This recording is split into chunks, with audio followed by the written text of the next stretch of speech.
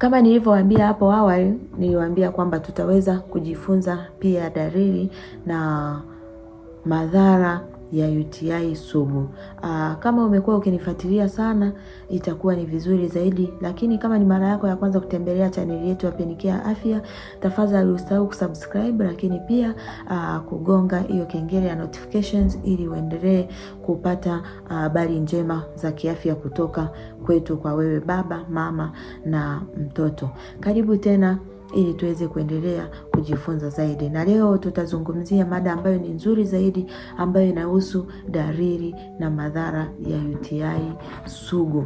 Na mada yetu hii itakusaidia sana kujua ni nini ambacho kinaendelea kwenye afya yako ya mfumo wako wa uzazi. Na nilikuwa nishawafundisha maana ya UTI sugu, kwamba UTI ni urinary tract infections, au unaweza kusema ni maambukizi ya mfumo wa mkojo, au ukiunganisha na kama mirija ya mkojo, ukiunganisha kibofu cha mkojo na mfumo ambao unatoa mkojo nje ya mwili wako. Na dalili za UTI sugu ni zipi ambazo tutaziangalia siku ya leo?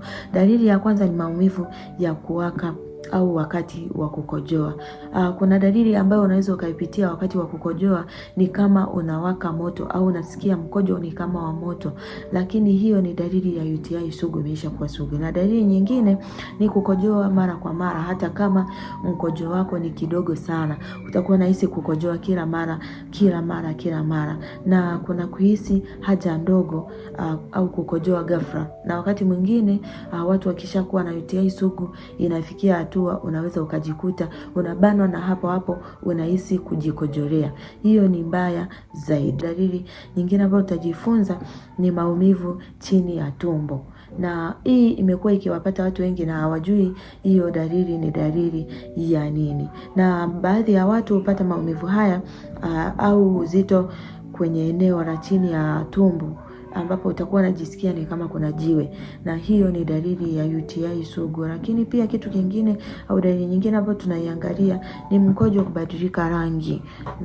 au harufu. Unakojoa mkojo mchache, lakini unakuwa unatoa harufu kali, na unaweza ukawa na rangi ya njano, au wakati mwingine ina rangi ambayo ina uchafu ambao unaona sio wa kawaida. Hiyo ni dalili ya UTI sugu. Lakini kuna uchovu wa mara kwa mara, na hii imekuwa ikiwapata wanawake au akina baba wengi na hajui ni nini. Hii ni dalili ya UTI sugu. Kwa hiyo mkae mkijua kwamba ile unavyopata uchovu wa mara kwa mara ni maambukizi yaliyodumu kwa muda mrefu, si ndio?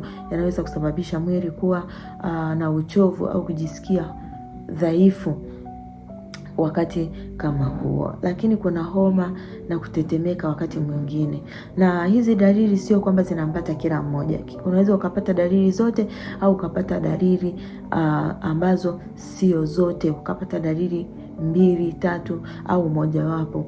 Na kitu ambacho kitasaidia ni wewe kupata vipimo vya daktari au kutuomba ushauri, na namba ambazo tumeziweka hapo tuweze kukusaidia kumaliza hiyo changamoto yako. Lakini maumivu ya mgongo na ubavuni pia, hao bakteria wanatembelea hizo sehemu, na dalili hizi zinaweza kuathiria kwamba una maambukizi yameanza kukuathiri au yanaanza kuathiri figo. Kama ulikuwa ujui, maambukizi ya UTI sugu yanaweza kuathiri figo yako na kusababishia maambukizi mengine. Lakini kitu kingine ambacho tutakiangalia kwamba kama hizi dalili unaweza ukawa unaziona, tafadhali hiyo namba ambayo tumekuwekea hapo tupigie simu ili tuweze kupatia ushauri na tiba. Tunayo dawa nzuri inaitwa Penicare. Penicare ni dawa nzuri ambayo itakusaidia kukuponya tatizo la UTI sugu na kulimaliza kabisa, na UTI yako ikawa haiwezi ikajirudia tena. Sasa tuangalie pia madhara yake ambayo utayapata. Watu wengi wanadhani UTI ni tatizo dogo, lakini hamjui kwamba ikipuuzwa inaweza kusababisha madhara makubwa. Na madhara hayo ni kama maambukizi kwenye figo, nimewaambia hapo. Unaweza ukajikuta unaambukiza figo zako na zinakuja kufeli. Lakini kuna kuharibika kwa figo, kama nilivyowaambia, unaweza ukajikuta maambukizi yanajirudia kwa muda mrefu, yanaweza kuathiri uwezo wa figo kufanya kazi. Lakini pia kuna kupungua kwa ubora wa kwako wa maisha.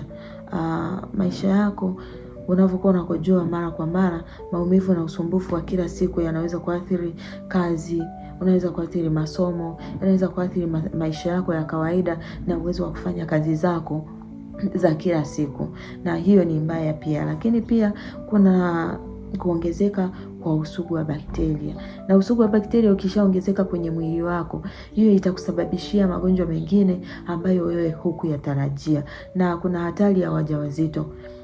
UTI sugu au bakteria wanaweza kusababishia wewe mwenyewe au kuongeza hatari na matatizo mbalimbali kwa ujauzito ikiwa haitatibiwa mapema, ikiwemo mimba kuharibika, lakini pia kuzaa mtoto ambaye hana afya bora. Na hatari nyingine ni kuna maambukizi ya kusambaa mwilini, kama vile unaweza ukajikuta katika hali mbaya zaidi. Maambukizi yanaweza kuingia kwenye damu na kusababisha tatizo kubwa linalohitaji matibabu ya haraka hospitalini. Lakini ni nini cha kufanya ukiona dalili hizi?